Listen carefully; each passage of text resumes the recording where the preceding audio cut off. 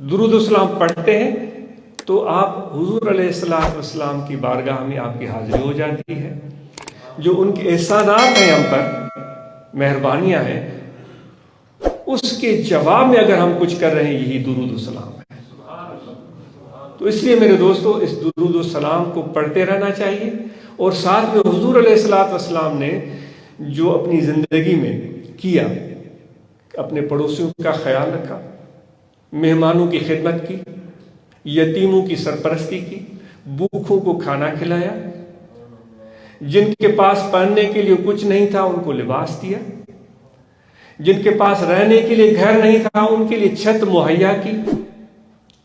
ہم جب تنگ آتے ہیں، یہ آخری بات عرض کر کے گفتگو ختم کی جاتی ہے، ہم جب تنگ آ جاتے ہیں پھر ہم کہتے ہیں کہ میرا دل چاہ رہا ہے میں جنگل چلا جاؤں. مایوسی ہوتی ہے کیونکہ ہماری توقعات ہوتی ہیں، امیدیں ہوتی ہیں، اپنے بھائی سے امید، اپنے بیٹوں سے امید، اپنے دوستوں سے امید کہ یہ ہوگا وہ ہوگا، مجھے یہ اس طرح وہ میرے ساتھ رہے گا، اتنی مجھے میری مدد کرے گا، اور یہ ساری چیزیں. پھر وہ جب توقعات ٹوٹتی ہیں تو پھر ہم کہتے ہیں کہ شاید، یعنی ایسے میں کہاوت کے طور پر جنگل چلا جاؤ. بھائی جنگل جانے کے لیے ہم کیوں کہہ رہے ہوتے ہیں؟ کوئی تو وجہ ہوگی نا. میرا دل کہتا ہے میں جنگل چلے. اچھا جنگل میں جائیں گے آپ کو وہاں کیا ملے گا؟ جنگل میں اگر ہم جائیں تو ہمیں وہاں کیا ملے گا؟ ہمیں وہاں درخت ملیں گے. درخت کیا کرتے ہیں؟ درخت ایک ایسی صورت میں کھڑا ہے کہ اگر گرم موسم ہے، حدت ہے، تو آپ کھڑے ہو جائیں آپ کو سایہ فراہم کر دے گا. اگر آپ بھوکے ہیں اور کچھ کھانے کو میسر نہیں ہے تو آپ اوپر دیکھیں کہ شاید وہاں آپ کو پھل مل جائے، وہ بغیر کسی معاوضے کے وہ درخت آپ کو پھل دے دے گا. ایسا ہے یا نہیں ہے؟ اگر آپ کو وہاں بستر میسر نہیں جس پر آپ آرام کر سکیں، انسان کی یہ بنیادی ضروریات ہوتی ہیں. ایک تو کھانے کے لیے کچھ چیز چاہیے، پھر پہننے کے لیے چھت، رہنے کے لیے چھت چاہیے. یہ چند ایک بنیادی ضروریات. پھر ہم نے ان کو اتنا یعنی کہ وسیع کر دیا ہے، وہ ہماری اپنی مزاج ہے کہ اس کا کوئی اختتام ہی نہیں ہے. اگر آپ کو بستر وہاں میسر نہیں ہے تو درخت کی طرف دیکھیں گے، اس کے پتے موجود ہیں، پتے بچھائیں، اس کو درخت کے اس پتوں پر سو جائیں، آپ کو بستر کا مزہ آئے گا. اسی طرح یہ سارے کام درخت کر رہا ہے لیکن وہ کچھ بول نہیں رہا ہے کہ میں نے تجھے پتے دیے، میں نے تجھے پھل دیا، میں نے تجھے سایہ دیا. کچھ نہیں بول رہا ہے. یا وہ آپ کو یہ کہانی سنانا شروع کر دے جس طرح ہم کرتے ہیں، کہتے ہیں کہ بھائی فلاں کو میں نے کھانا کھلایا، فلاں چودھری صاحب آئے تھے میں نے اس کو سایہ دیا، فلاں چودھری صاحب آئے تھے میں نے اس کو فروٹ کھلایا، فلاں پیر صاحب وڈیرہ آئے تھے میں نے اس کو یہ دیا. یہ کہانیاں درخت نہیں سناتا. اگر آپ خاموشی سے وہاں بیٹھ جائیں تو آپ کے ذہن میں خود بخود اس کی ہوئی خدمات آ سکتی ہیں کہ درخت نے اتنی خدمات کی ہے، اتنے لوگوں کو فائدہ پہنچایا ہے، اتنے لوگوں کو فیض پہنچایا ہے. اگر ہم بیٹھ کر وہاں تھوڑا سوچیں تو یہ ساری خدمات وہ درخت نہیں بولے گا لیکن آپ کے دل میں آنا شروع ہو جائے گی. یہ علامت ہے کہ آپ کے دل میں کچھ احساس ہے، کچھ رمق ہے. تو ہم جنگل اس لیے جاتے ہیں کہ درخت بغیر کسی لالچ کے ہماری خدمت کرتے ہیں، ہمیں فائدہ پہنچاتے ہیں، ہم وہاں بسیرا کر سکتے ہیں، اپنی زندگی گزار سکتے ہیں. تو کیا ہم ان درختوں سے کچھ عادتیں ادھار لے سکتے ہیں؟ اگر وہ کچھ عادتیں ہم ادھار لے لیں تو کتنا ہی اچھا ہو جائے، یہ دنیا کتنی بہترین بن جائے. ہم ان درختوں سے سیکھنے کے لیے شاید تیار ہو جائے، شاید کچھ بہتری پیدا ہو. تو میں آج ہی آتے ہوئے میں سوچ رہا تھا کہ ہم بلا وجہ نہیں کہتے کہ میں جنگل چلا جاؤں. بھائی جنگل میں کوئی تو چیز ہے. ہم تو اپنے دوستوں کو یعنی کہ ان کو غیرت دلا رہے ہوتے ہیں کہ بھائی میں تم سے مایوس ہو گیا ہوں، میں جنگل جانا چاہتا ہوں. جنگل کیوں جا رہے ہیں؟ کیونکہ وہاں درخت ہے، وہ بغیر کسی طمع اور لالچ کے.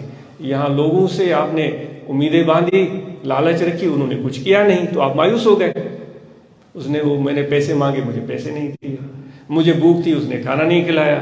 وہاں شادی میں گیا تو اس نے مجھے ہاتھ صحیح طرح سے نہیں ملایا، مجھے وہ قطار میں کھڑا ہونا پڑا کھانے کے لیے، میں نے دھکے کھائے۔ تو یہ ساری چیزیں یہ نشاندہی کرتی ہیں کہ ہم اپنی میں کو بھلاتے ہی نہیں۔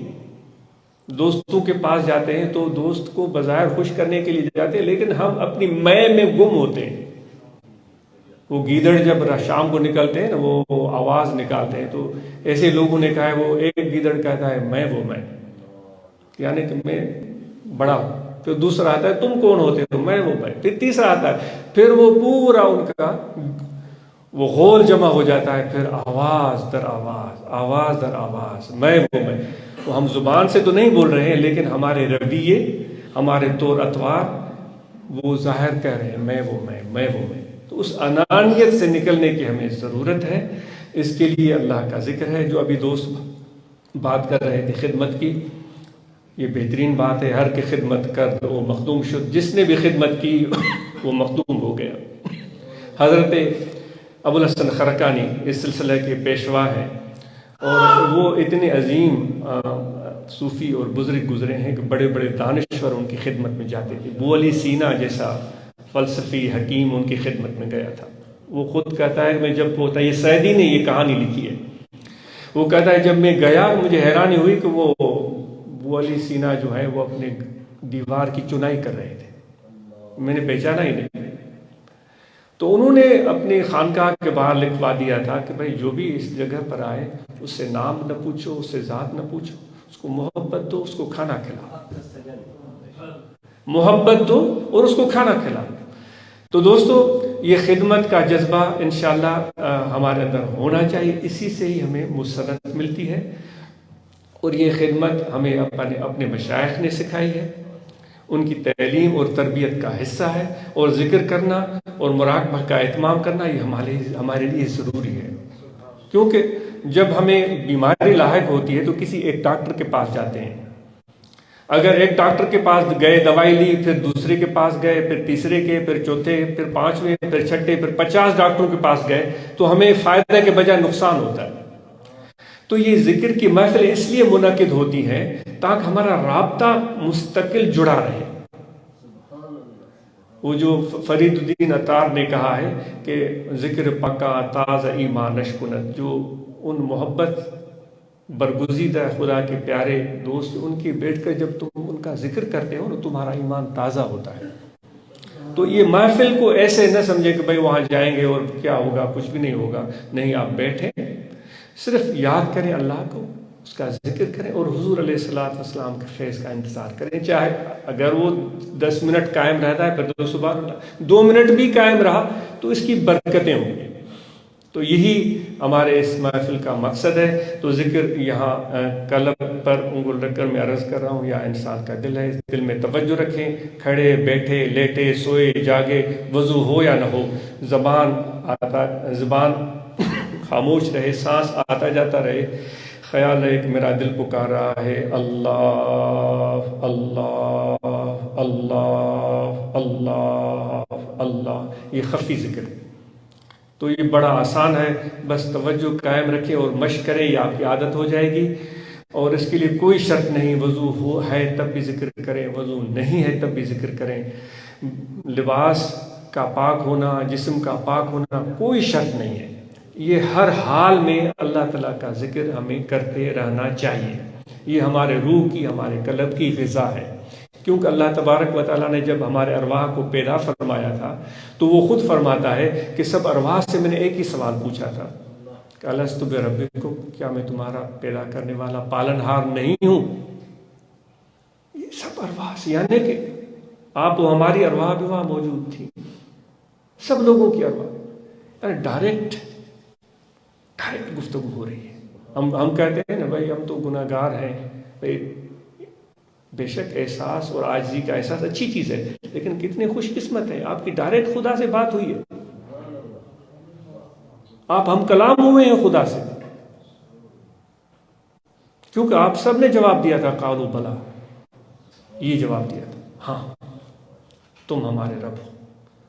تو یہ کتنی بڑی عظمت کی بات ہے اس احساس کو دل میں تو پیدا کریں.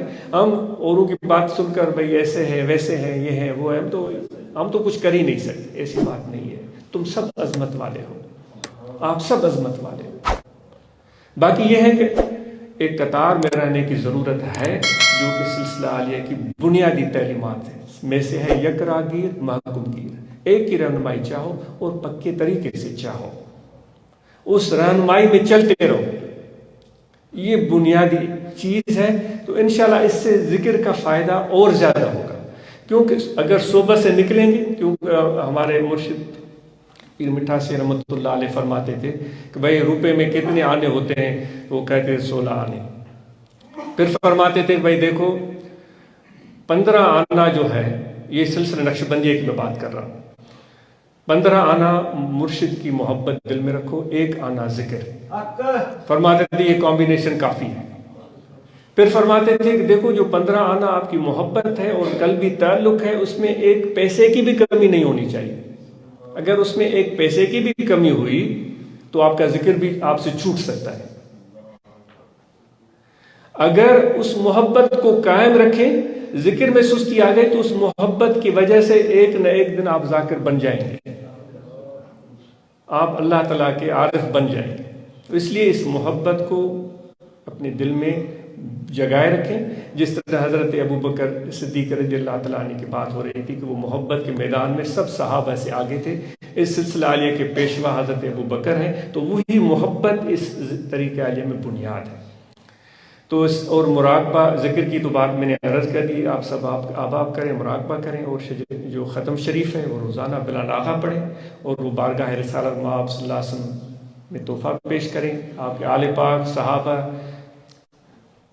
اور سب اولیاء خصوصاً مشائخ نقشبند اپنے مرشد کامل کو اس کا تحفہ پیش کریں، ایصال کریں، اور پھر آنکھیں بند کر کے زبان تالو کے ساتھ چسپان کر کے توجہ دل میں رکھ کر مراقبہ کریں. تو انشاءاللہ یہ بلکہ میں آج تو یہ عرض کرتا ہے کہ آپ کو اگر بیٹھنے کا موقع نہیں ملتا ہے تو کھڑے ہوئے وہیں 2 منٹ کھڑے آنکھیں بند کر لیں اور دل کی طرف توجہ کر کے اللہ اللہ بڑے بڑے سانس لیں، اور اللہ اللہ سانس آئے تو بھی اللہ، باہر جائے تو بھی اللہ.